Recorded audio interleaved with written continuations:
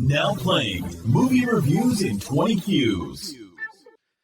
Hello, good people, and welcome to the podcast Movie Reviews in 20 Qs, the show where we review a movie by asking 20 weird and wonderful questions about it. I am your host, Sam, and I am joined this week by two of the most amazing women on the planet. Well, sort of. One of them is anyway. Rude. The other one's Liz. How are you, Liz? I hate you How's so it going? much. Every week I get this shit from you, and I don't know why I keep coming back. It's probably for my fans, who I love far more than Sam.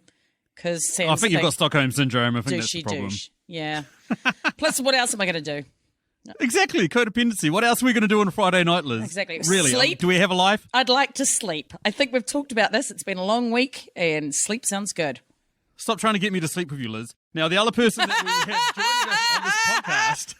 Sorry, I wanted to make sure that was clear how much I thought that was ridiculous. So the other person joining us on the podcast, yes, she's awesome, and she's making her debut on the podcast Movie Reviews in 20 Qs. It's Em from Verbal Diorama. How the hell are you, Em? Hello.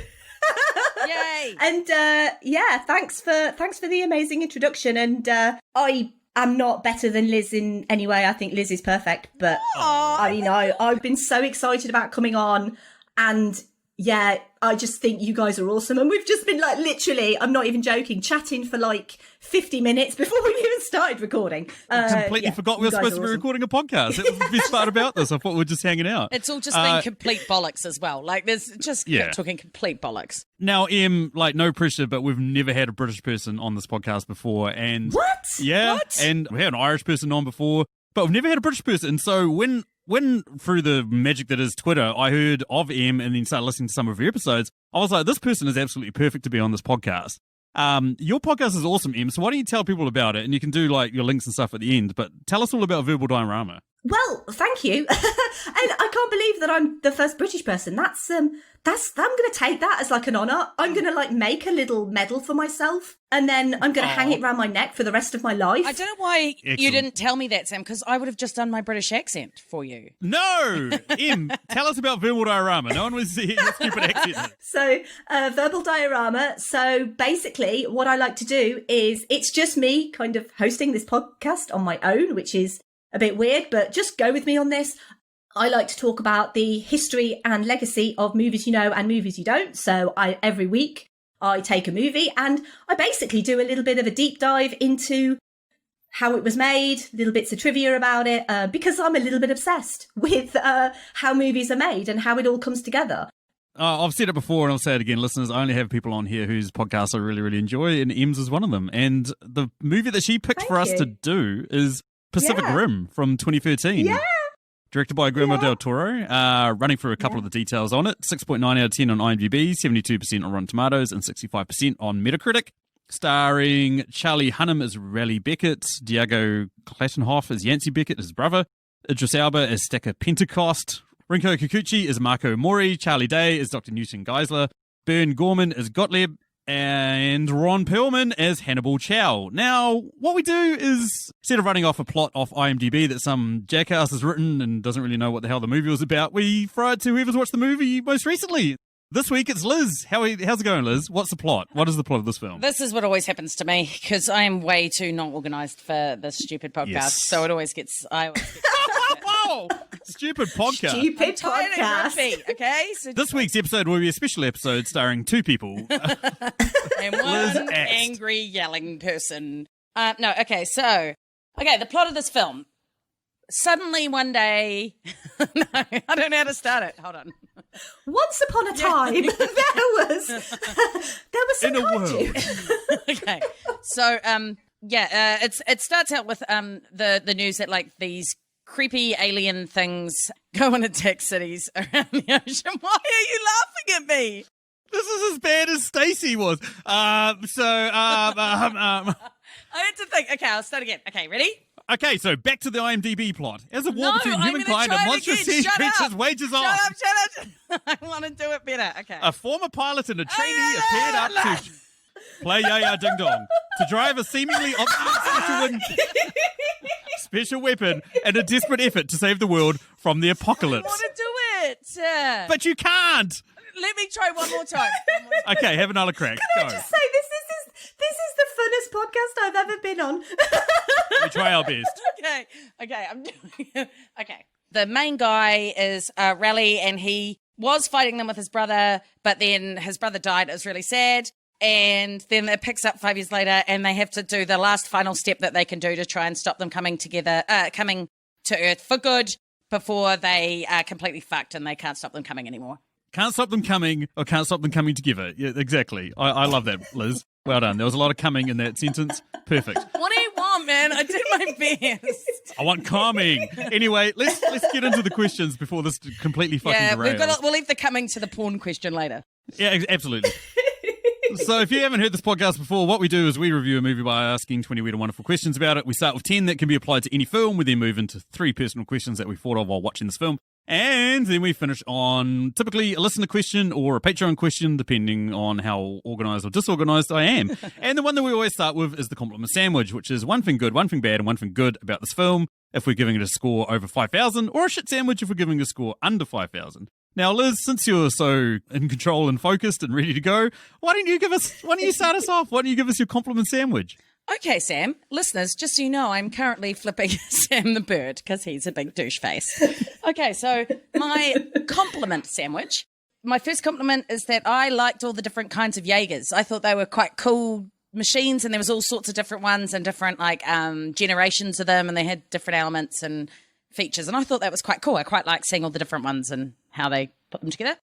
My shit was that I think the dialogue was really, really shit. Like, it really sounded like it was written by a 14-year-old boy or something, which was a bit of a shame because there were a few scenes where if they'd had a bit better dialogue, like, the film would have been just so much better. But my second compliment is I'm going with the absurdity of Ron Perlman. I was ecstatic to see that it was him. I didn't know he was in it, and that he was this, infamous character. And he was just such a fucking weirdo, and it was awesome. I feel like they just went, look, Ron, we haven't really had time to work out what your character's going to be like, so do you want to just turn up and act like a fucking weirdo and just say your lines and dress however you want? And he was like, yeah, sounds fucking cool, let's do it. And that's what he did. Em, I'm just going to skip you because my answers were good. The character design of the kaiju and the Jaegers are awesome. Bad. The dialogue delivery is woeful. Good. Ron Perlman rocks. So, fuck you, Liz. Oh my god, you mind melded. We mind melded. We did. We're in the drift. Oh my god, drift compatible. Drift compatible. Spoiler alert, but Ron Perlman's deaf as well. Fuck, that was awesome. Yeah, that was like Deep Blue Sea, Samuel L. Jackson getting smoked out of fucking nowhere. It was brilliant. And it totally made, like, that was one point where the terrible dialogue was great because he was just, it was such shit dialogue, but then it was good because he died such an awesome death. And it made up for the shit. I don't know how to explain it. You have to watch it. But yeah, it was excellent. Let's keep this train going. What's your score out of 10,000 Jaegers? I'm going to go with 6,937 Jaegers. You'll never guess what. I went with 69 because that's the IMDb score. So it's pretty fucking close. That is freaky. We are so drift compatible.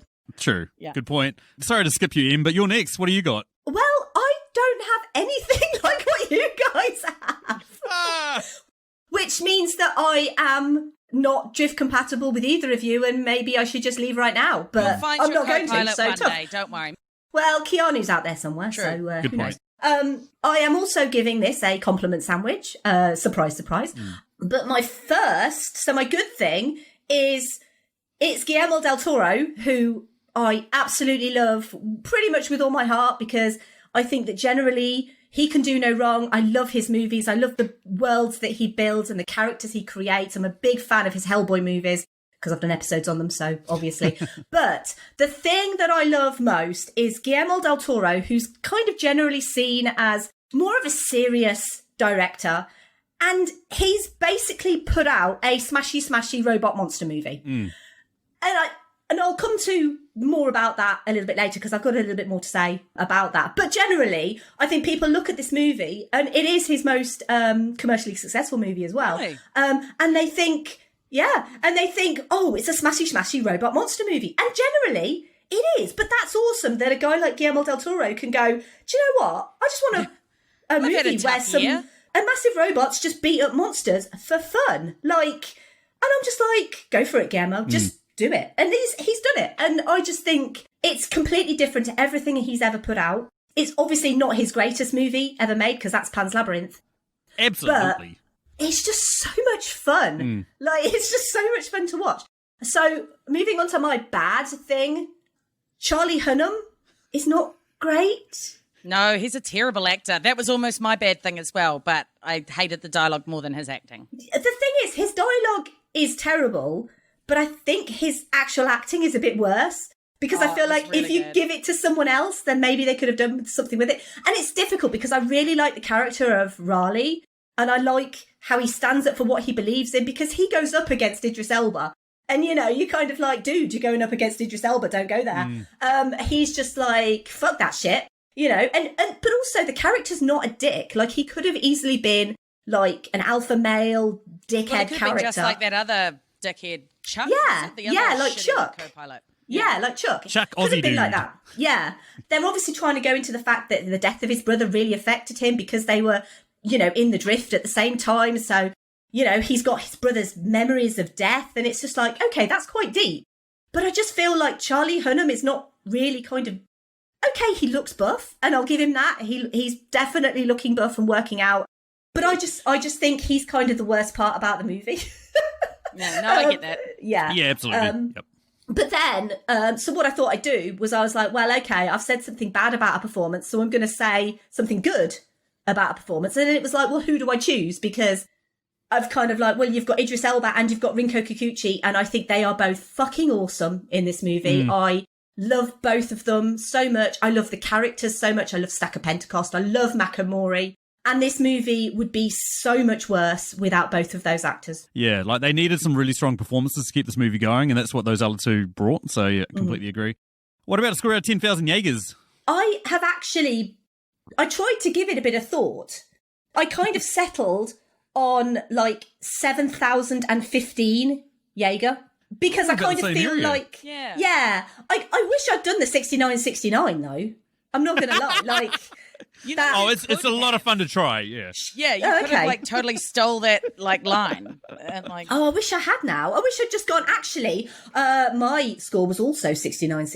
Yeah. Nudge, nudge, wink, wink. Jaeger sex joke, insert here, so to speak. Yep. That would, it's not like the rest of this film has any kind of sex jokes or, you know...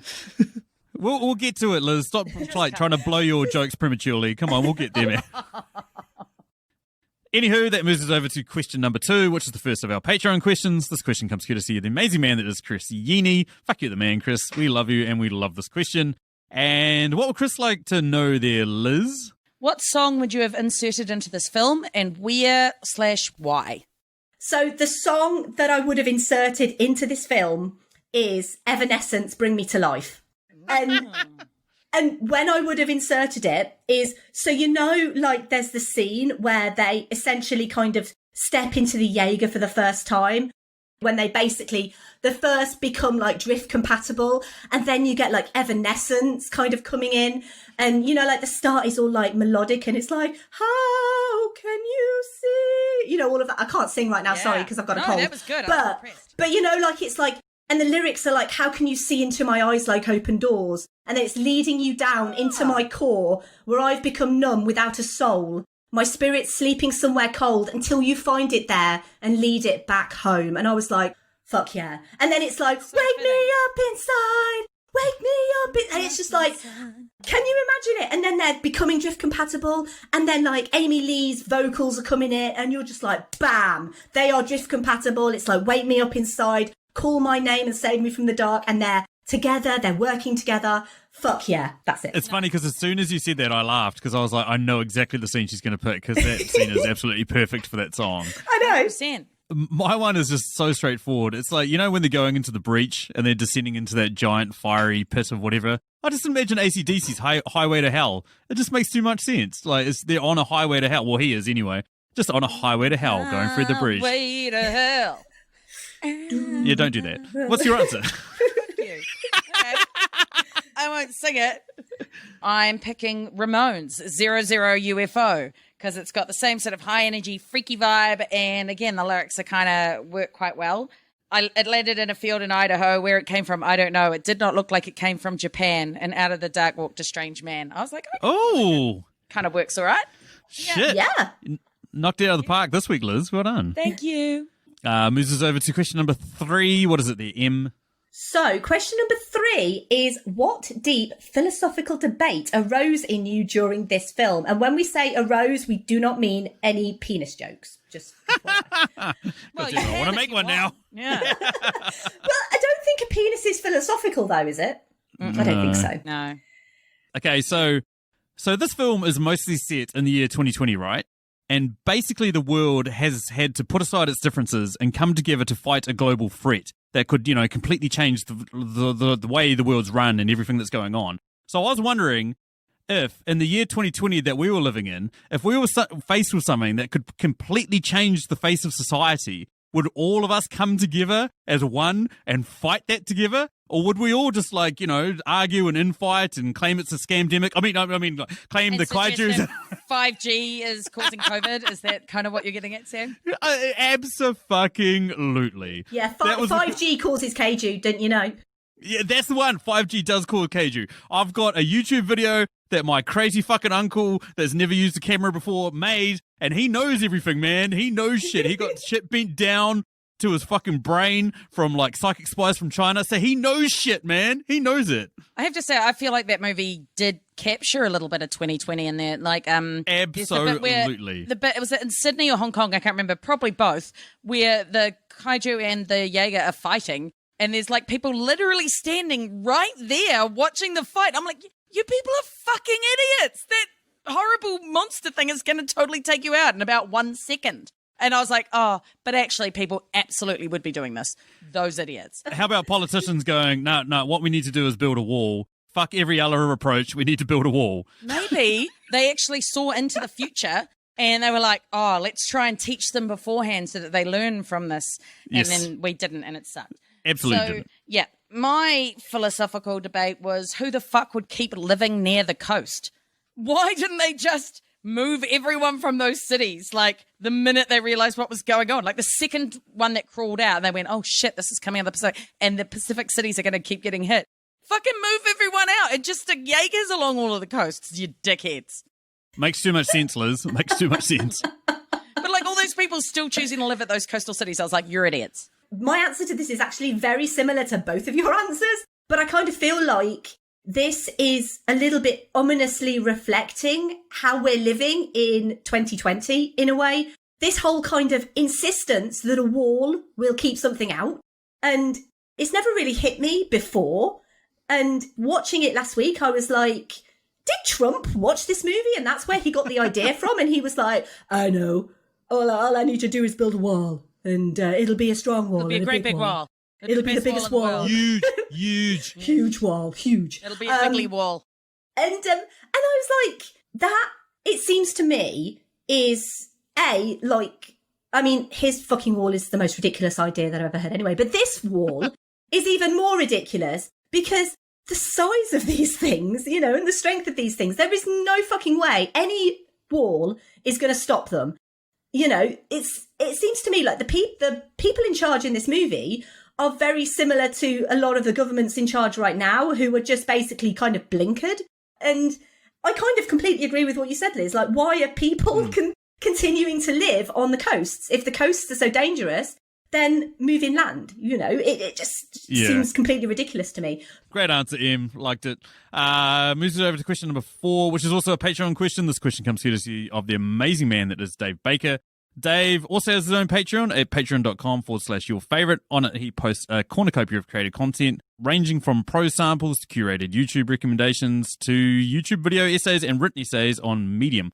Go check it out. It's awesome. There'll be a link down in the show notes. And what Dave would like to know is which character would have the biggest social media presence and on what platform? Chuck Hansen, the douchebag young Chuck! co-pilot.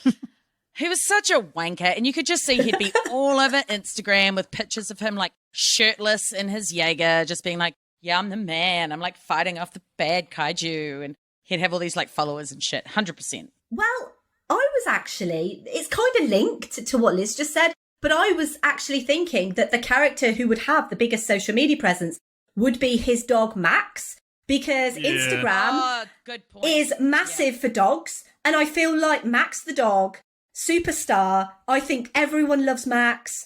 And I think that he would be posing on all the Jaegers. Chuck would do the writing for him. So it would be like, you know, commenting like, oh, just another day in a Jaeger, lol. And, you know, they'd put little outfits on Max and like they'd pose him next to like dead kaiju and be all like, oh, look at what I just brought in, haha, and all of that sort of stuff. So I think Max the dog would kill it on Instagram. Yeah, that's a good answer. I went with Charlie Day's character of Dr. Geisler. I could imagine him making like TikTok videos and YouTube videos because he doesn't seem to give a fuck about what he does to himself. Like he tries to link himself up with the kaiju brain. So I could imagine his videos would be like, hey, this is me, the doctor. I'm going to just try some weird shit and see what happens. But plus, there'd be heaps of like kaiju groupies. So he could like post them and go, hey, today I'm going to show you this toenail from a kaiju. Holy shit, isn't this the coolest fucking thing in the world? And like all the kaiju people would be like, fucking A, it is. There we go. Thank you, Liz. Thank you. Question number 5. What is it there, Liz?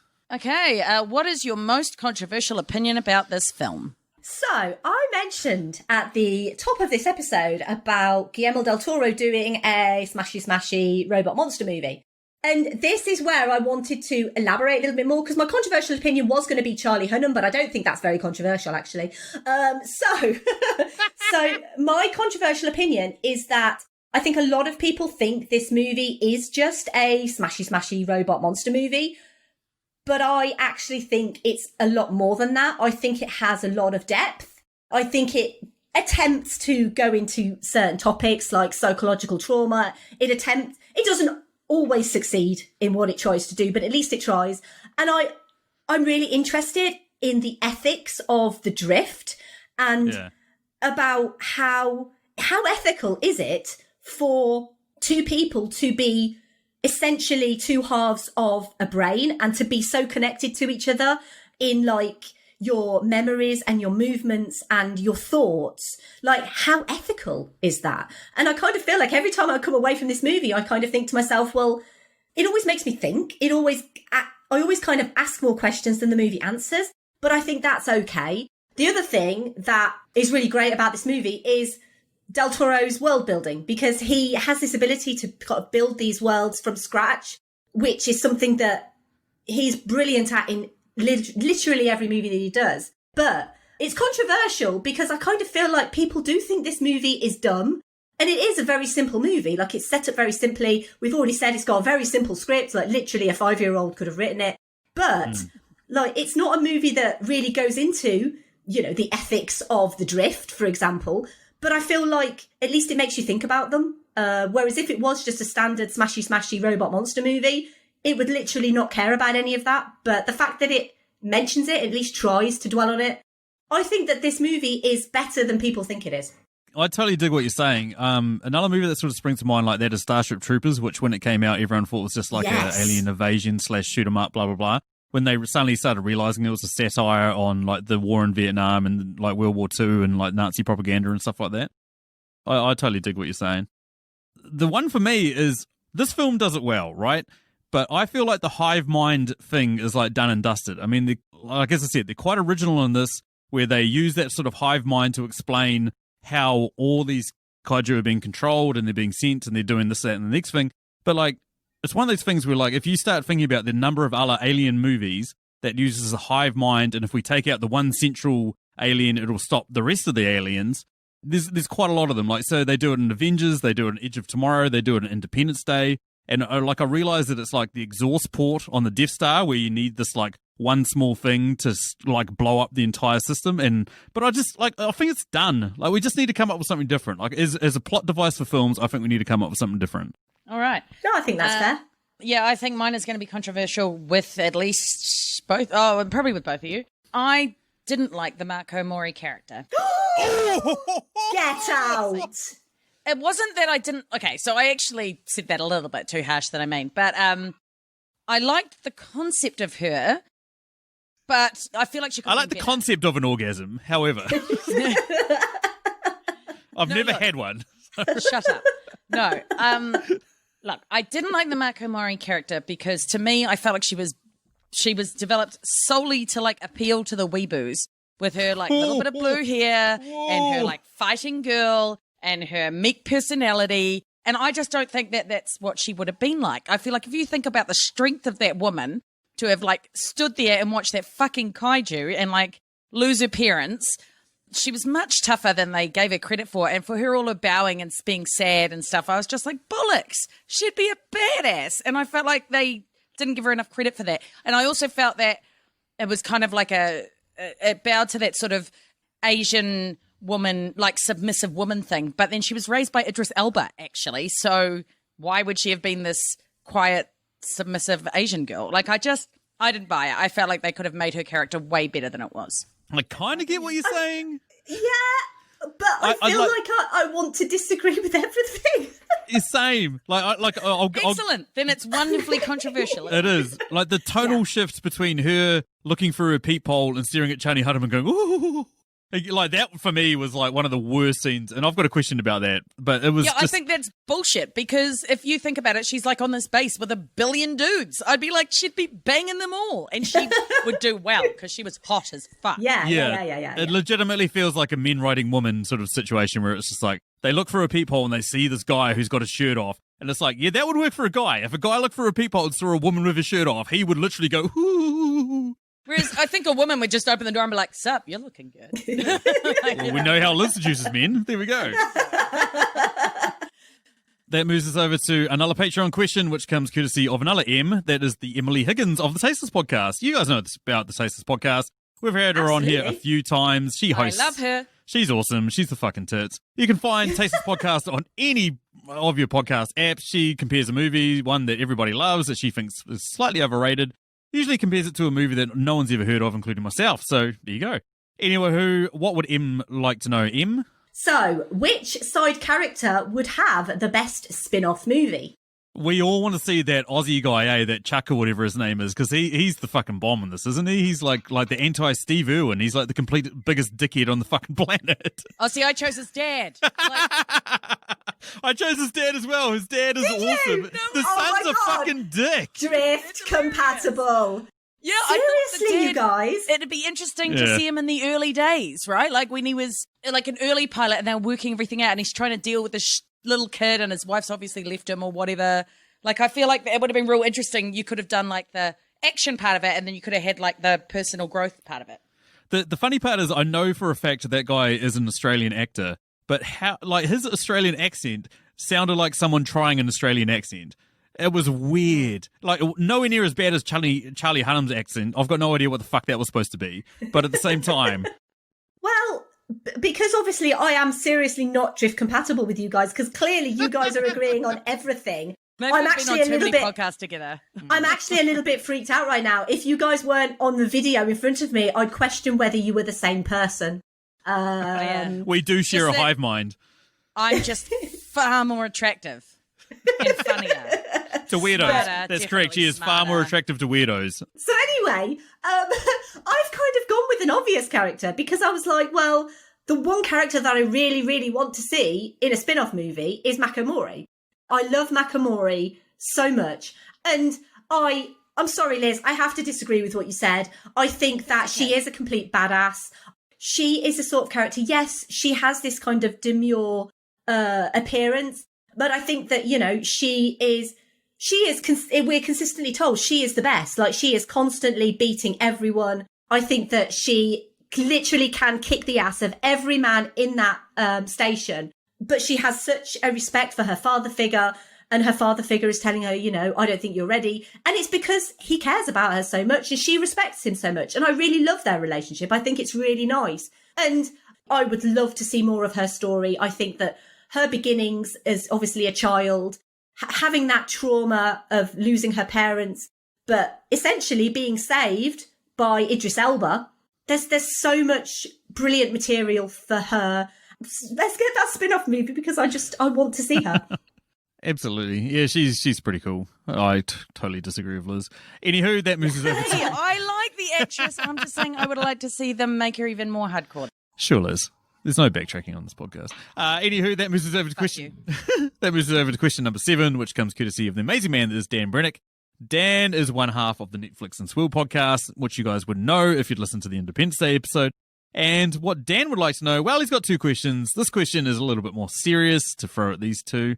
If we were the head of Netflix and we were marketing this film, when would we have dropped the first trailer for this film? So my answer is about a month out, and I do it to tie in with. Oh, fuck off. What the fuck? That is not what you wrote. What That the is not- fuck? I've got a month down. But why? Did you have a reason?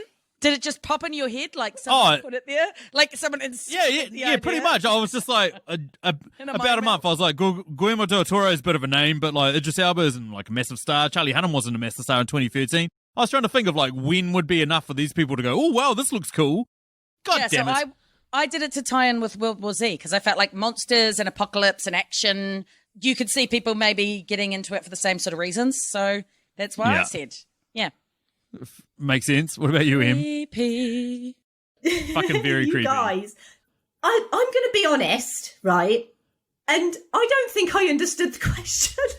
That's fine. And No, what and did you I say? basically put, I would have dropped the first trailer in like May or June of 2020. Oh, Gone, yeah. See, it's not all bad this year. At least the No, kaiju that's a haven't good surfaced question. yet. No, that's a perfectly reasonable answer because you could be like, I would have just released it this year and dropped the trailer then because everyone would have related. Oh, okay. Oh, that's good then. So I did kind of understand the question. But I was just like, well, it feels quite relevant now. So if I was the head of Netflix, I'd just be like, well, just release it in 2020.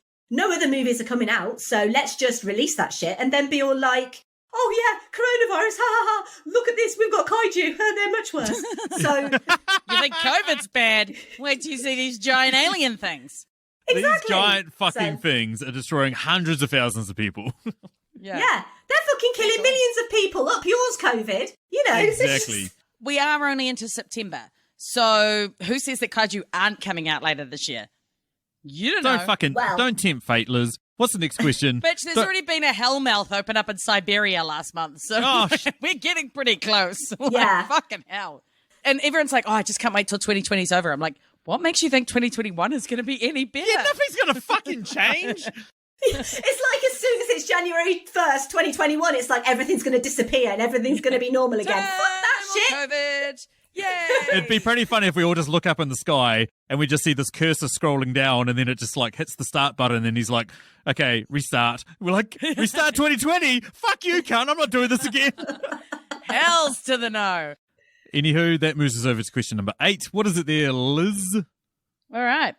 This question comes from one of our newest Patreons, who Well done. is the absolutely fantastic Nick from the Epic Film Guys. Well done. right? Yes. I'm so proud of you right now. Yeah, so I definitely recommend you check out their podcast. And what Nick would like to know is what would the ending of this movie look like if it was rewritten as a Shakespearean-style tragedy or comedy? Now, this is quite interesting to me because as we're recording this episode, I've literally just put an episode out of my own that's based on a Shakespearean comedy. So I'm all up in Subtle Shakespeare plug. right now. Sorry. It's 10 Things I Hate About You, by the way. It's excellent. Oh, It's, I listened to it today. obviously- It's very good. Very good. But yeah, obviously that was based on The Taming of the Shrew, and so I've been all up in Shakespeare's ass with research over the last couple of days. Not literally, obviously, because he's dead. He's But, dead and that would be gross. It would be very gross. Thanks, Liz. So what I thought was, so we get to the end of this movie, and we think that Raleigh is dead because he kind of comes up in his little doofer, whatever his lifeboat that was thingy. one bit where I was like, that's fucking ridiculous. There's no way he was alive now. That's bullshit. Yeah, I was really well, annoyed. Yeah. Anyway. It's crazy. But then the thing is, he doesn't even come back for the fucking sequel, so who fucking cares? He should be fucking dead. Anyway, but my thinking is, Raleigh actually comes up to the surface and he sees that Mako Mori's lifeboat thing is there, but she appears to be dead. And so he's like, I can't cope with this anymore. Like, I'm in love with this woman. She's everything to me. I am so in love with her that I'm going to take this shard of Jaeger that I've got as a souvenir because I'm a dick and I took a shard of metal from a robot before it went nuclear. And he stabs himself and he basically bleeds out over his lifeboat. And as he's bleeding out, Mako Mori wakes up and she kind of sees him there because she was just unconscious. She just knocked her head. So she's like, oh my God, but I've realised that I love you too. And now you're dying. And then he's like, oh, Maka, I love you. And then he dies. She takes the piece of Jaeger and stabs herself. No, because it's Macklemore and I want to see her in a spin-off. But then I was thinking, well, let's do a twist on it. And then the Juliet character doesn't sacrifice herself because she's like, actually, I'm the fucking bitch of this movie. Like, this movie rides on my fucking coattails. Fucking Raleigh, you can fuck right off to heaven. I'm going to live. I'm going to have a spin-off movie. And basically, she then becomes the hero and everyone is basically like, Macklemore is the queen. I like that. The one for me is that, like, so his brother dies at the start, and what I'm imagining is the kaiju somehow have taken his genetic material, his body, back down the breach, and they've sort of reconstituted him so that when Raleigh goes down through the breach and he's about to detonate, you know, the Jaeger or whatever, his brother comes into the Jaeger and is like, "Oh, I'm gonna fucking kill you, rah, rah, rah, rah." And he has to kill his brother, but then in the end they end up killing each other. And then, but he still sets off the nuke. We get a bit of a happy ending, but Raleigh dies because, fuck him, I couldn't give a shit about Charlie Hunnam in this movie. He just, yeah. Oh, no, I liked the character, but he just wasn't. Why? Because he was hot. Hello. Okay. Yeah, This should not be a surprise to you after all the No, podcasts he is we've hot. recorded. True. He is hot. My answer is that it's going to be a tragedy. And I'm going to probably say something a bit controversial again here. I didn't like Idris Elba and Marco's relationship. I felt like he treated her like she was a child and he was quite condescending and frankly a bit misogynistic. He was like, "Oh, you're too emotional." I'm like, "Bitch, you've been emotional this whole fucking film. Shut your mouth." Anyway, the tragedy would have been if he didn't give her a second chance and then because he didn't respect her, she ignored him and she got into the Jaeger and did the mime out and stuff, but then she failed because she got stuck in the memory again and she killed him with the arm cannon or the sword or something. Because I feel like that would have been his downfall because he didn't treat her the way that she should have and it would have come back to bite him. Makes sense? Does it? I don't know if I was explaining it right, but it's my fucking answer. Take it or leave it. Sounds like I'm paying attention. Yeah, makes sense. Yeah, anyway. Cool. Moves us over to a fan favorite question. What is it, the M? Right, so question number 9 is, what quote from this film would be the worst thing to hear after you finish having sex? I legitimately feel like we've bound to have one of the same ones, which is 1, don't you ever touch me again. 2, don't you ever touch me again. Oh, I didn't have those, but that's awesome. How did I miss that line? I had my initial one was, "Now is not a good moment for your insubordination." Oh, yep. Yeah. But then the one I literally just thought of now was if someone just said, "Crimson Typhoon."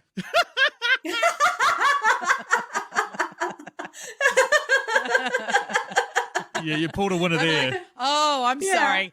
This is a bit awkward. Sorry about your 7 sheets and whatever. Follow that one, M. Yeah, I like that. Yeah. I like that. Well, I'm going to be honest, mine's the best. Oh, And big call, mine- but I'm excited. Okay, I'm ready. No kaiju entrails over my side of the room. You know the rules. Every bloody day. It's incessant. That is excellent. That is really Yeah. good. And that moves us down to question number 10, which is the last question that can be applied to any film. And the question is, what was the biggest dick move of the movie? This is such a dumb answer. But I've decided it was the decision to put those 2 scientist nerds to work in the same room. They're in this huge complex and they hated each other and they were doing completely different things that like just annoyed each other all the time. And they probably would have worked far more efficiently and solved the problem if they'd put them in separate rooms. That's a very good point. What about you, Ian? Yeah. Okay, I'll be honest. My answer's a bit rubbish. That's but fine. When Well, I so watched... it's mine, so it's fine. No, but I kind of felt that there was a line in the movie that was quite a bit of a dick move. And it's when Chuck says about bitches need a leash. Yes. Oh, yeah. So I was like... misogynist. I was like, threat. yeah, don't be a misogynist. Don't be a dick. Like he was just, he Yeah. wouldn't even applaud them like when they'd like totally saved everyone's ass. He couldn't even stretch to going, "Hey man, that was actually pretty good. Well done." He was Yeah, just a so- dick move, though. He is a dick He move. That guy, literally, that the whole entire character is a dick move. Entire life. Yeah. Yeah. See, I was absolutely convinced that he was going to get taken, so I went with the kaiju. Why the kaiju? Like the biggest dick move of them was sending a pregnant one in to fight. Like I'm all for gender equality, but you don't send a pregnant fucking kaiju in to fight for you. What the fuck? I thought you were going to say the dick move was them like invading another planet, but no, you're like, oh no, that's fine. Totally cool with that. There's the Stacey answer. Totally cool of them invading. Don't give a shit about that. Sending a pregnant one. That's rude. That's really rude. Yeah, that was totally weird. But then it did end up with the fantastic death of Ron Perlman. So that's true. Absolutely love I'll roll that. with it. Yeah. My other one too was like, I hated the fact that they sent the two Jaegers to fight the two kaiju, and then they just left one of the Jaegers, like the Aussie Jaeger, just standing there watching. I was like, send them all fucking all in, man. This is like one of the worst situations you're in the fucking ever. Yeah. Oh, we're going to have you in reserve. Why? You just fucking watch two dudes get their fucking asses handed to them.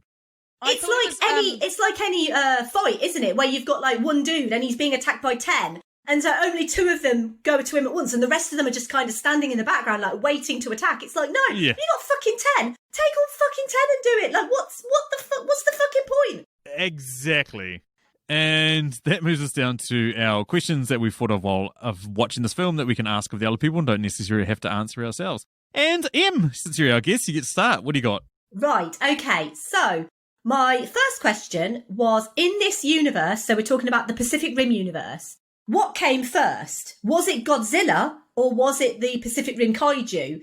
And I was most interested is if Godzilla does exist in this universe and was around, like who would win in a fight between Godzilla and the kaiju? Look, I sadly know a lot about things coming first, so I'm going to... I'm going with Godzilla. He definitely came first, and he'd fuck shit up. He's the king of monsters. He can take on King Ghidorah, who's a alien invader as well. He knows how to fuck shit up. I'm definitely going with Godzilla. I have just decided to change my answer on a whim, and I'm now going to say that Godzilla came later than the kaiju, because I feel like they would have been more prepared for the kaiju had Godzilla already been around. Fuck you, big brain. Yeah, suck it. Saying that, I actually think that the kaiju would have beaten him because he was just one type of thing and they were all adapty and trying to find ways to get around the Jaeger attacks. I've got to give it to the kaiju. They have this amazing ability to pop up out of the water and water that the Jaegers are standing in up to their knees in. Did you guys notice that? Yeah. I did actually. I was like, they're quite far out as well from the city. Yeah. But they still don't seem to be very deep. Yeah. It was really weird. It's like they're still on the continental shelf and it's up to their shin bones, but yet the Jaegers are able to keep themselves so flat that they can just like shoot out of the water without them having any recognition about where they are in the sea around them. Yeah. And I thought it was really dumb how like the Jaegers kept taking them on when they reached the cities. I was like, why would you not have them way closer to the breach and like stopping it before they actually got to any people? That seems really dumb. That makes too much sense as well, Liz.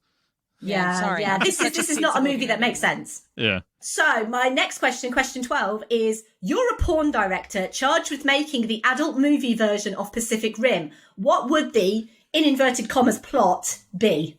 Welcome to the podcast, Em. When I saw this question, I was like, yep, she gets it. She understands what this podcast is all about. So in my film, brothers Chad Fundercock and Max Poundage, ignore the fact that they have different last names, because, hey, porn plots never make sense. So yeah, they have to shove their 2.5-ton warhead down the breach, right? But stopping them is Liz Leatherback and M Knifehead. And this is where I stop the plot of Pacific filled to the rim before these two walk out on me. That is gross. You are gross. I knew you were going to hate this question, Miss Prude. Liz Leatherback. Actually, I decided that the mind meld can only happen if the drivers are actually having sex at the time. So basically the same sort of plot of the movie, but all of the, like, driving the things, they're actually just fucking each other. All the Jaegers would be doing would be, like, thrusting. Yes. And going, like, yes, they'd be like, yes. Engage giant erection sword. Yeah, well, that's the thing. That giant erection sword is a thing in this movie, and it starts on floppy, and then it goes really hard. So it's like, this movie is made for porn. It really is. I'm just imagining a completely different movie of just Leatherback like, hey, boss, we need to stop invading this planet. Why? Because every time we come out, they start thrusting on top of us. It's really quite concerning, and I'm not enjoying it. It's kind of bad touch. You know, at first it was kind of enjoyable, but now it's kind of bad touch, boss. I don't want to do this anymore. The weirdest part, I tried to rip their head off, and there was 2 people inside having more sex. That was like It was very meta. Yeah.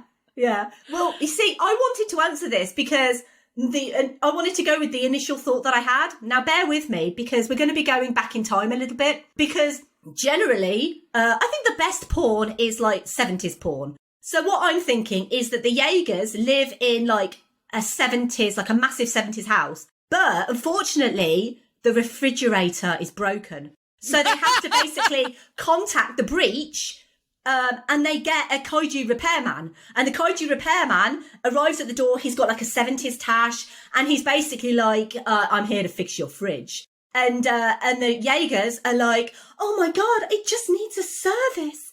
And then, so the kaiju basically come in, and then they, in inverted commas, service the fridge. What the fuck is going on? This is amazing. Thank you. Have you never watched 70s porn scene? Oh, come fuck, who are you talking to? Come on, man. Plot. Come on. Absolutely. We don't have any money to pay you. That's all right, ladies. I can take payment other ways. Exactly. So that's how. Please that's raise how it your works. Very sexy erections for us. Cool. Yeah. I've got another question, haven't I? You do. So this is a bit more of a serious question, because I was like, well, okay, I maybe need to ask a serious question. Ugh. Nah. But so question 13, Guillermo del Toro usually features sympathetic monsters in his movies. How could the kaiju become sympathetic, do you think? I feel like if we knew a little bit more about their plan, like maybe they're being manipulated by someone, or they had their own world destroyed and they needed somewhere to go. But sort of like Frankenstein monster, they had no idea about the destruction they're unfolding. Like they're just being themselves and they don't realize what they're doing. Something like that. They're maybe. basically just like big toddlers. Yeah, exactly. Like they're just Well, being. they kind of seemed like that, didn't they? They just kind of turned up and just started trying to eat shit. Yeah, like they just got Really sent is through what this toddlers breach and they've do. got no real idea what the fuck's going on. They've just been controlled to go there because like their world's destroyed. They've run out of resources. They have to go somewhere, and this is the only place they could get to. Something like that. Something just stock standard. Yeah. I think if they... I want to run with the pregnancy plotline there. If they had actually kept the baby alive and the baby wasn't like aggressive because it was a baby and it didn't know any better, and it was raised by humans, and then it educated them on how to kill the kaiju or like close the breach. Or even better, kaiju on kaiju. Fuck, that's a sequel. Yeah, that'd Yeah. be sick. Yeah. Yeah, like the human-raised kaiju against its like Yeah. familial kaiju. Yeah. Yeah. So yeah, they are my questions. Excellent. Well done, Em. I love them. They were absolutely brilliant. Moves us over to Liz. What do you got, Liz? That means it's my turn. Literally, the first question I came up with when I was watching this film was, if the first kaiju appeared in San Francisco, then how did they end up with a Japanese name? Well, I have a theory based on this, and my theory basically depends on the answer to my previous question about Godzilla. Because if I thought it Godzilla might. does exist, then Godzilla is a kaiju. So, and obviously Godzilla is a Japanese creation, and that's why he's called a kaiju. And so I figured, well, if Godzilla already exists, and then all these other monsters all of a sudden appear, then they would also be kaiju. But I have a secondary response. If you said, actually, Godzilla doesn't exist, and this is the first instance of a monster, That's what I did. so I did some research about San Francisco, because I was like, how am I going to answer this question? And I found out that the Asian population is the second highest ethnicity in San Francisco. And so I kind of figured off that maybe if the kaiju had attacked San Francisco, that maybe it was discovered or found by someone of Japanese descent who, you know, referred to it in the media as, oh, it's a kaiju. I know these, you know, we've got history about them in Japan. It means like, you know, monster, big monster, or whatever it means. I think it means big monster. Seems legit. All right. Question 15. What did you think of Marshall Stacker Pentecost, played by Idris Elba, as a leader? Well, I think I've made my feelings about Stacker Pentecost quite clear. I do respect your point of view from a little bit, Liz. I'm not going to say I respect it completely, because I think it's mostly wrong. But I think that Stacker Pentecost has obviously been through a lot. We know that he survived being a pilot and being a solo pilot of a Jaeger. We know that he's got health issues because of that. We know that he's very protective of his adoptive daughter, Mako Mori. So I kind of see him as being, yes, sometimes he can be a little bit unfair when it comes to his dealings with her. But I think that, I mean, A, he's gorgeous, and B, if he was the commanding officer and I was, you know, one of his subordinates, I would do whatever that man said. Like, he could literally ask anything of me and I'd be like, Idris, I will do it for you, because he's got that charisma and he's got that screen presence that it commands you to watch him and to hear what he says. And although the line that he gives, it's not as iconic as the Independence Day line, for example, but the whole "we are cancelling the apocalypse," I'm just like, fuck yeah, let's bring it on. I will do anything for you, Idris, anything. And I think he's a flawed character, definitely. He's got issues, but overall, I think he's trying to do what's right. And I respect Marshall Stacker Pentecost for that.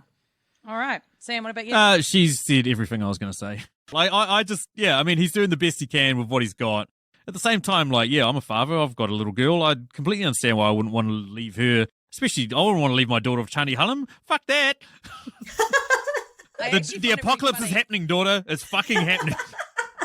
It's funny that you think I've asked this question because of how he treats Marco, and it's actually not. The reason that this question came to my mind was when he was watching the moment, where the Hansons are watching their two colleagues go down, and they're dying and whatever, and they're fighting the two kaiju, and he's like, "No, you must not leave," and they're like, fuck yeah, we're going. And I just thought, you don't command any respect here. Like, there's multiple instances in the film where he's just like, "This is my order to you," and they're like, "Oh, really? Yeah, nah, mate, we're gonna do what we want." The very first fight, that was exactly the same thing. Gypsy Danger was like, "No, we're going in. Fuck you. We're not listening to you." Exactly. Yes, exactly. So there were multiple instances where he just didn't garner enough respect from his troops, and that's what made me think, you're not really that good a leader, are you? Yeah. And my last question is a bit more simple. Which was the coolest Jaeger and why? Talking of Crimson Typhoon, your awkward sex moment. The awkward sex moment. I thought that the whole three arms was actually pretty cool, but I have lots of questions about Crimson Typhoon, because if the way that Jaegers are set up is you're essentially controlling half each. Yeah. So you're each controlling one leg, one arm. So it's like, well, okay, so where does the third arm come from? Surely they need a third leg as well. I'm sorry. I've just realised what his job is. He's in the porn movie operating the China. He's the porn. He is. He's controlling the third leg. The third leg. He is the third leg operator. Well, that's a pretty good one. What about you, Sam? Oh, I was going to go with the Russian one, and then I thought, like, why the fuck would they name themselves after Chernobyl? Because it's like Cherno Alpha. Like, that's the name of the... Oh, yeah. I was like, that's kind of a weird name. Like, why would you name yourself after the biggest disaster that's happened to your country? Except it wasn't their country. No, they were the Russians. And Chernobyl was part of Russia at that time. It's now part of the Ukraine. But back in 1985, it was part of the USSR. Yeah. Fair. Yep. You can delete my stupidity there. Can I? Will I? You must. You must. Yeah, I just like the Russianness of it, like this big giant tank. Yeah, nice. I think that is my 3 questions. It is, and you're done. And that moves me over to my questions. So if you guys were leading the kaiju, how would this movie have ended a lot quicker? Well, the kaiju were dumb because they sent like their less strong ones first. I think once you sent the first one through, and obviously they had no idea how to fucking handle it, and it was kicking ass, you'd be like, okay, well now I'll just send my category 5s. Or category 4s or whatever. Yeah, that's a good answer. Why start slower and then move up to the higher ones when they've actually started getting good at fighting you? That seemed dumb to me. That's pretty much exactly my answer. I basically thought, why bother sending one? Why not send all of them? I just feel there must be some kind of requirement that they could only send them, because there was that mathematical formula that he made. I felt like it must have been the strength of the breach or something. Yeah, so I thought that as well. But I thought, why don't you just send one and then get them to hang out by the breach? Because humans wouldn't know what the fuck is going on. Like in the early days when they have Jaegers, send one, have them wait there a week, send another, have them wait there a week, blah, blah, blah, blah, blah, until you got like fucking 40 of them, and then just see ya. Next question. So, like, we've talked about how there's a love story set up between Makamori and Raleigh, but it doesn't really make any sense. I want to know from you guys, which other 2 characters in this film do you guys reckon had way more sexual chemistry than those 2? In the interest of avoiding just giving the obvious answer, I have decided that I'm going with Raleigh and Chuck, because there was that was my choice. Masculine aggression. Yes. Why do dudes always have to get into those dick measuring pissing contests and like beat each other? Because we're fucking insecure. Come on, man. It's just so fucking stupid. Like, just don't be dicks. You're both like trying to save the fucking world. You've got bigger like fish to fry right now. Yeah. But they should have just like punched each other and then fucked each other, got it all out, and then Absolutely. Yeah, no, absolutely. That was my choice, 100%. Just fucking bang. Just get it over if he with. just like grabbed his head and like they just mashed their teeth together and like made out and then just like ripped each other's clothes Next off. question. Good answers there, guys, but the correct answer was Charlie Day and Ron Perlman's character. There was a lot of sexual tension between those two. Final question from me. So obviously you've got to have a good match with someone, but and in order for you guys to share the drift and to, blah, blah, blah, do whatever, operate a Jaeger. So I want to know from you guys, which celebrity out there in the world do you guys reckon you could share the drift with and you'd be okay sharing your memories with and you guys reckon be compatible with? I'm interested to see this because both of you guys get pretty goddamn thirsty for certain celebrities. I want to see if you guys pick them, basically.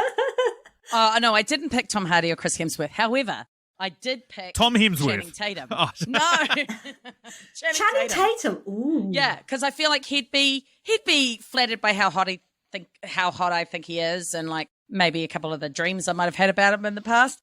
But he just seems like someone who's just never fazed by anything and would just be quite happy to just sort of laugh shit off and just be like, oh, that's a pretty weird thing that you did or thought of or lived or whatever, but whatever. He just seems like somebody just get in and be like, all right, let's go fucking kill these fucking kaiju then. And it'd be quite fun. Then, yeah, we could bang afterwards. That's a really good answer. Okay, well, not the second part, but yeah, that's great. What about you, Em? No, I thought it was a great answer. Well, I think there is an obvious answer that anyone who's listened to my podcast will know that I would probably go for. Yeah. But I'm going to disappoint you all. And not say Keanu Reeves. Of course I'm going to say Keanu Reeves. I was building it up. And the reason why is I feel like it would have to be him. We would be drift compatible. He would understand me. He'd obviously fall desperately in love with me because he'd realise how brilliant I am. And also, he'd have to deal with the very impure thoughts that I have about him. But I feel like he's the sort of guy who'll take it all in his stride. He'll be like, look, I'm here to do a job. I appreciate that, you fancy the pants off me, but we're here to kill some kaiju right now. And so let's do that. We can fuck.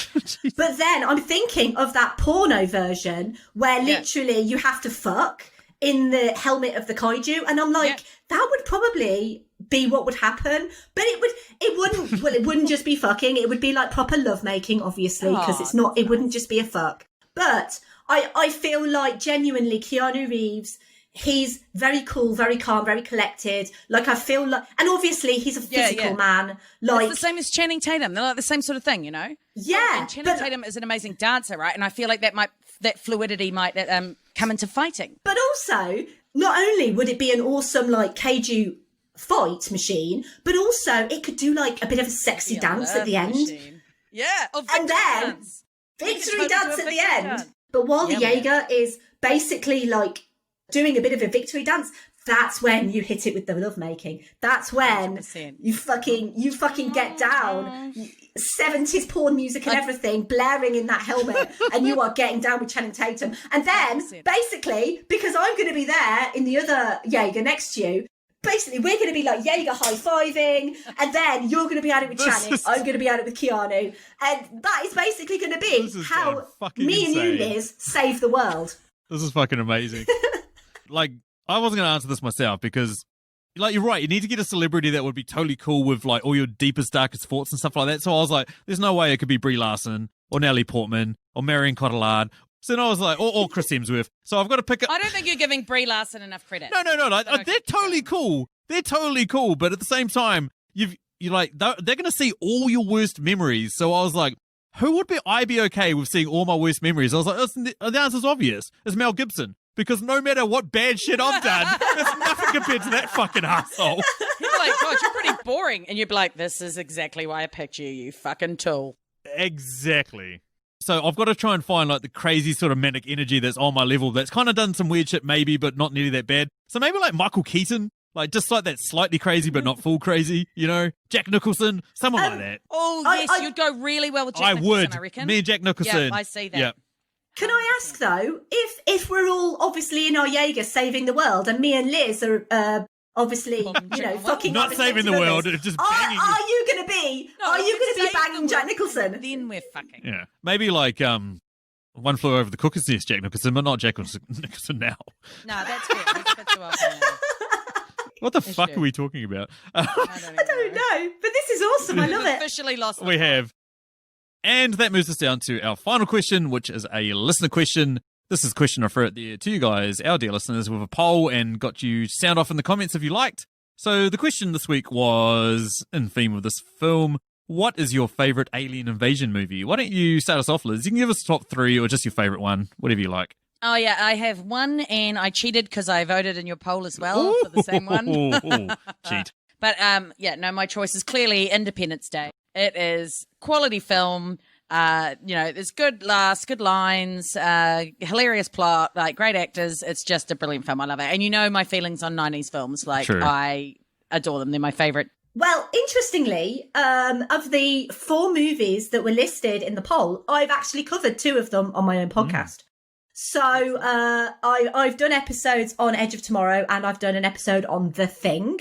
And so I was like, well, should I vote in this poll? And I was like, actually, fuck yeah, I'm going to vote, because who the fuck's going to stop me? Good. So yeah, kind of both cheated. But as a listener as well, I kind of feel like I fit the bill. So, I went for The Thing. And I know that it's not an invasion per se, but if that creature had got out, the world would be fucked. Correct, yeah.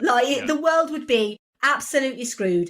Because The Thing can be anyone. It can look like anyone. It can infect anyone. It's basically fucking coronavirus. So the world is screwed if The Thing did actually get out. So I feel like, although as much as I love Edge of Tomorrow, it is the best movie Tom Cruise has ever done. And I fucking love Emily Blunt. She is the queen. Yeah. But I picked The Thing because it's perfect suspense. It's perfect horror, perfect creature effects. Everything about that movie is fucking awesome. So yeah, I mean, my vote is like The Thing. Like, even though it's kind of not really an alien invasion film, it's more like an alien who got lost and then crash landed in Antarctica and then got frozen, and then sort of woke up and was like, "Fuck, I better tear shit up." It's not really that sort of like alien invasion film, but at the same time, it's just like it's in my top 20 films of all time. Predator's probably in my top 50. The Thing is definitely in my top 20. Edge of Tomorrow and Independence Day. Independence Day is definitely not in my top 100. Edge of Tomorrow is kind of good. Still, I can't stand Tom Cruise. I absolutely can't stand Tom Cruise, but a movie in which he dies repetitively, fuck, you've got me. You got me from the start. And you're right, Emily Blunt crushes. Emily Blunt did Edge of Tomorrow and then went on and did Sicario, and she crushes in both of them. So over to the votes, and The Thing won with 32.3% of the vote. Independence Day came second at 29.8%. They were neck and neck for a long time. Edge of Tomorrow, 16.9%, came fourth, and Predator actually got third with 21% of the vote. Talking about other podcasts, we had a couple of people weigh in. So Paul from the Countdown Podcast is awesome. Nolan Bros, if you haven't left us yet and you want to hear why Tenet is awesome, go over and listen to the Countdown Podcast. They've got a spoiler-free and a spoiler review on it. That is absolutely the tits. And Paul basically said how in the name of all that is cinema is Independence Day beating The Thing. That ticked off Dan Brennick from Netflix and Swill, which makes sense. Kobe Mack mentioned Attack the Block. Attack the Block is the tits as well. That's a great British film. I love Attack the Block. Yeah. Flix X-Rayed just basically posted a gif of The Thing. Completely agree. Renegade said The Thing is a better movie, and my pick here, Independence Day, is admittedly more fun. Completely there with you. Emma at the movies. Hey, Emma, how you doing? She voted Independence Day because she used to watch it constantly, but have we all forgotten Fiend Without a Face? Classic invasion by Brains on Spines. No idea what the hell you're talking about there, Emma, but I read the synopsis and I'm totally going to check it out. Nick Haskins from Epic Film Guys wrote, Sam, if you don't give Pacific Rim the biggest shit sandwich in the history of the show, you're dead to me. So fuck you, Nick. I'm dead to you. We still love you, though. Oh, well. You're still the man. It wasn't that bad. I actually really enjoyed it, like much more than I Stop trying to suck up to Nicholas. Anyway, I'm allowed. He's my fan. Chris Yaney followed in on that and said more of a shit slider than a full sandwich. Now, Atlantic Rim Resurrection, now that's a big old shit sandwich. Completely agree with thoughts on that film. Julio from the Contrarians also chimed in and said Mars Attacks. I remember the cast in that was huge, and it was a very Tim Burton-y movie. It was but crazy cast. Yeah. Yeah. And that takes us down to the end. Now, Em, obviously you've plugged your podcast a little bit during this, but why don't you tell everyone where they can find Verbal Diorama and your amazing show? Thank you. Well, first of all, thank you so much for having me on. I've genuinely had the best time. I've had such a laugh with you guys. And to be fair, I kind of figured I would. I never thought I'd come on this podcast and have to be all like serious and let's talk about how the kaiju are feeling right now. But I knew that I would guess because you know. I knew that I'd come on and I knew that I'd have a good time, and I've ended up having like a really wonderful time. Yeah, so thank you for having me on. And yeah, you can obviously find me and my podcast, which is Verbal Diorama, available on, well, pretty much any podcast app of choice. I'm also quite prevalent on Twitter. I'm always more than happy to talk to people about things that I feature. And obviously, I have kind of mentioned a few times, unless Sam decides to get rid of my plugs, that I've covered a few episodes that we've talked about. But I've covered a wide variety of stuff. So feel free to, if you like me, which who doesn't, then We feel certainly free to do. Obviously, but some people listening might be like, she's fucking weird. We're not listening to her. She sounds like a Okay, fucking if they listen bitch. to this podcast and go, she is too weird, where the fuck have they been? Because my God, we're That's all true. weird. But obviously I am on social media, so Twitter, Facebook, and Instagram at Verbal Diorama. And basically, because I'm the weirdo who chose the name Verbal Diorama for her podcast, it's literally the same for everything, because no other weirdo in the world would call their podcast Verbal Diorama. So I think it's a cool name. I lucked out with that one. It just came to me one day. It's weird story, but that's for another time. I'd absolutely been our pleasure, Em. I knew you would be awesome, and you have. So, yeah, well done. Thank you. Thank you. Absolutely. Cool. Another little plug I'm going to do is I'm just going to thank some of our new Patreons, which are Duty, Caleb, Nick, and Christina and Chris. Thank you guys for coming on board. It means the world for us as new Patreons. You guys are fucking awesome. And if you guys want to get in contact with us, you can find us on Twitter at Movie Reviews In. You can find us on Facebook at Movie Reviews in 20 Qs, but we're more prolific on Twitter if you want to get a hold of us. You can also send us an email at mritqs@gmail.com. Upcoming episodes next week, the boys are back in town to do a film about boys. Kahu and Machu are back to do Bill and Ted's Face the Music. That's the film. I've watched it and I've completely forgotten the title. Yeah, we're doing that next week. And then I think the week after, or maybe the week after that, me and Liz are going to do The Social Network with Nick Haskins of Epic Film Guys. Yay. Oh, cool. I love that movie. I haven't seen it, but I will try and watch it before the podcast. Yes. The day before the podcast. It's awesome, Liz. You get to watch a movie about a raging sociopath and then go talk about it with raging sociopaths when you're a raging sociopath yourself. So it's just full on raging sociopath. You're going to love it. It's like times. meta upon meta upon meta. It's crazy. Absolutely. So much sociopath. It's going to be great. Anywho, thanks again for joining us. That is thanks from me. Thank you from me. And thanks from me. Yay! Yay.